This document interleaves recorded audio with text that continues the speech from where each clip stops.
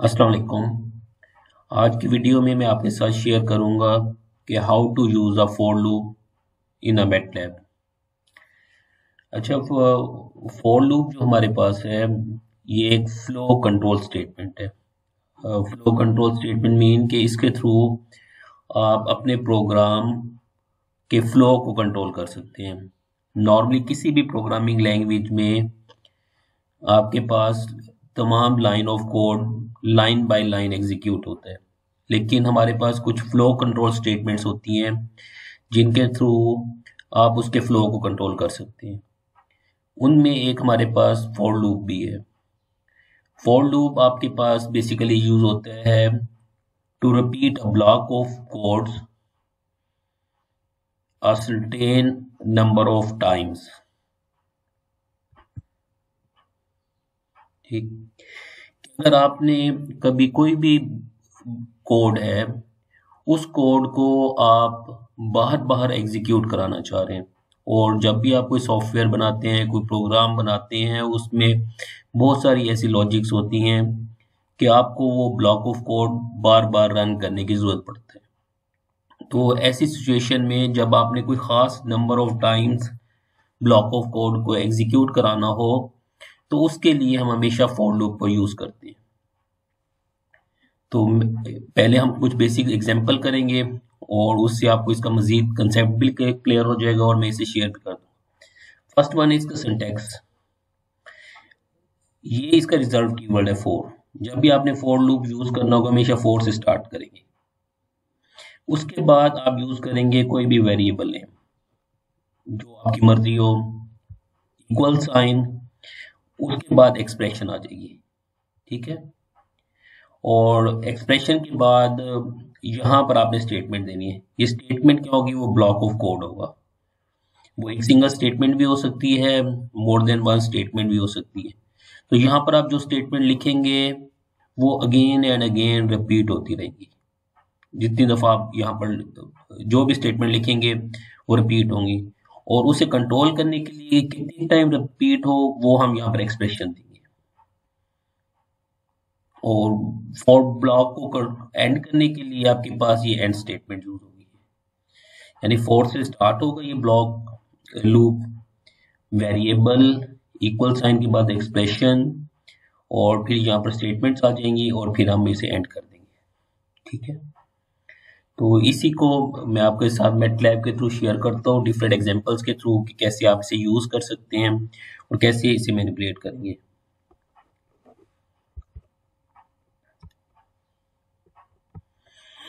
तो पहले हम एक एग्जांपल करेंगे, printing hello world 10 times using a for loop. ठीक है, एक बिल्कुल सिंपल सा हम मैटलैब के थ्रू एक प्रोग्राम बना रहे हैं जिसमें हम क्या करेंगे कि 10 टाइम हेलो वर्ल्ड को प्रिंट आउट करेंगे। तो जैसे अभी हमने देखा था उसका सिंटैक्स, आप हमेशा जब भी फॉर लूप आप स्टार्ट करना चाहेंगे तो आप फॉर से स्टार्ट करेंगे। मैं लिखा फॉर।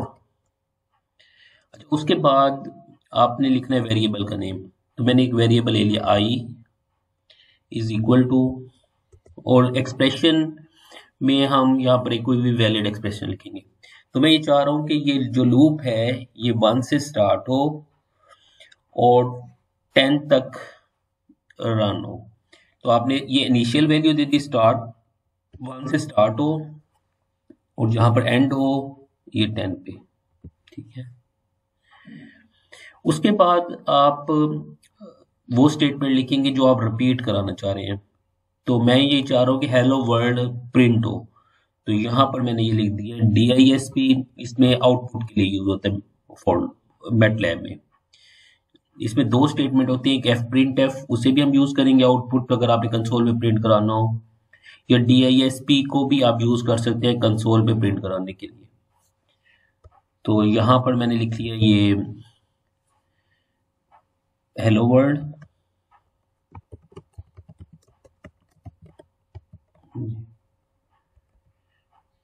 और उसके बाद हम एंड स्टेटमेंट लिख देंगे। तक कि ये ब्लॉक एंड हो गया। ठीक है, तो इस फॉर लूप में पहले आई की वैल्यू 1 होगी, फिर उसके बाद आई की वैल्यू 2, फिर आई की वैल्यू 3, फिर आई की वैल्यू 4। जैसे आई की वैल्यू 10 होगी ये फॉर लूप टर्मिनेट हो जाएगा और हर दफा ये हेलो वर्ल्ड को प्रिंट आउट करेगा। इसे रन करते हैं तो ये देखिए आपके पास हेलो वर्ल्ड 10 टाइम प्रिंट हो गया ये नीचे बॉटम पे।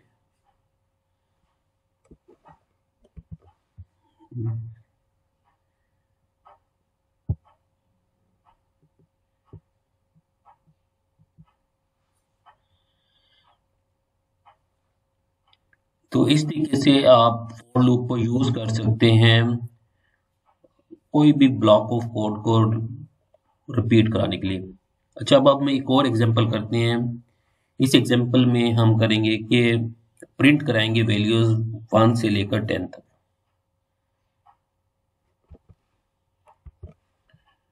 मैं इसे रिमूव कर लेता हूँ प्रोग्राम को, ताकि मैं एक नया प्रोग्राम राइट डाउन कर सकें।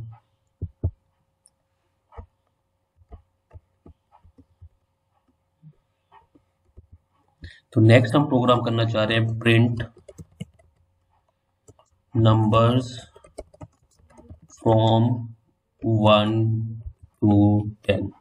ठीक है, तो बिल्कुल वही फॉर लूप यूज होगा। फॉर, अब मैंने आई की जगह ले लेता हूँ एक variable 1 to 10।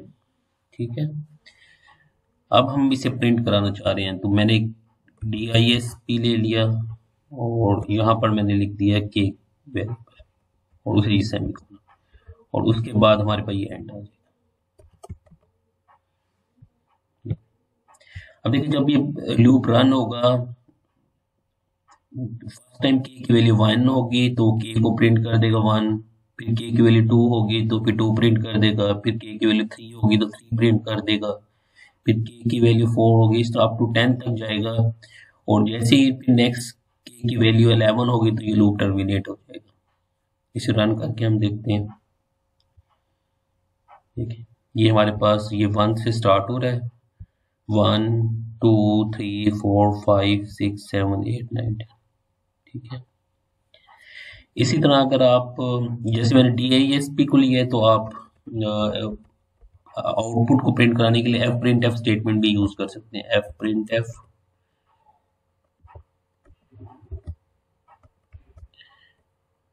the value of k is ये %d, ये डेसिमल वैल्यू के लिए फॉर्मेट स्ट्रिंग होती है। %d मीन के नंबर आप प्रिंट कराना चाह रहे हैं।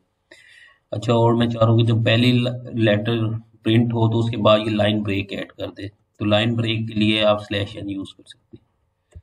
ठीक है, उसके बाद कॉमा और ये मैंने के लिख दिया। बेसिकली क्या होगा कि ये जो कॉमा के बाद वेरिएबल लिखा है तो इस स्ट्रिंग के अंदर यहाँ पर ये %d है, यहाँ पर के की वैल्यू प्रिंट होगी।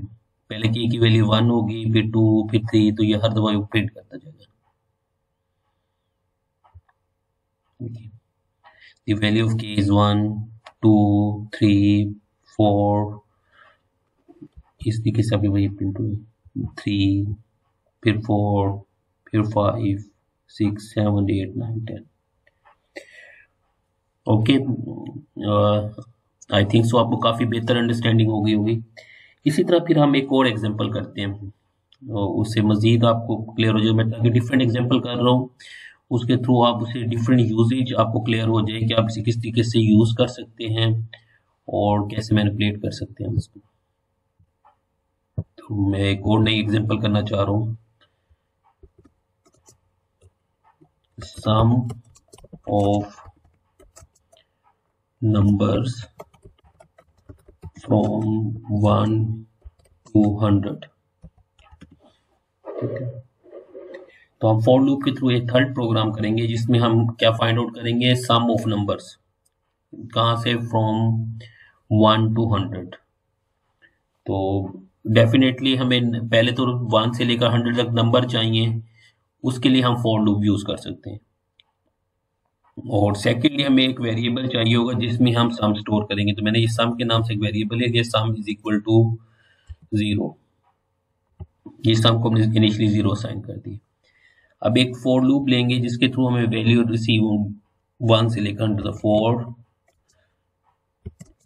m is equal to 1 colon 100 तक।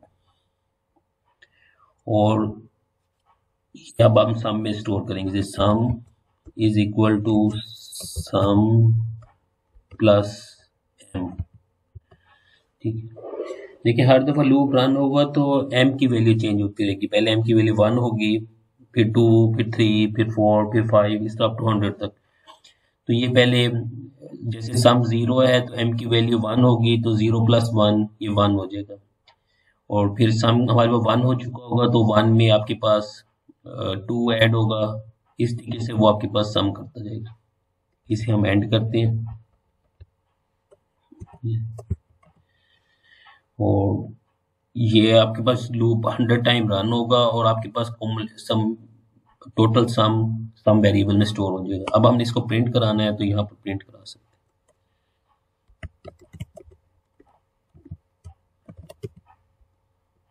हैं।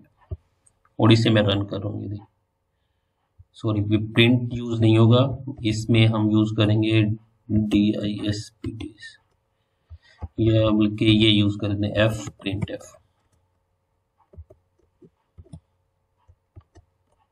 सम इज इक्वल टू %d और कॉमा सम कर लेते हैं। ठीक है, अब इसको रन करें तो ये देखिए हमारे पास ये बॉटम पे सम शो कर रहा है आपको। इसे मैं थोड़ा सा क्लियर कर लेता हूँ। CLC, अब यहाँ पे ये सम प्रिंट होगा।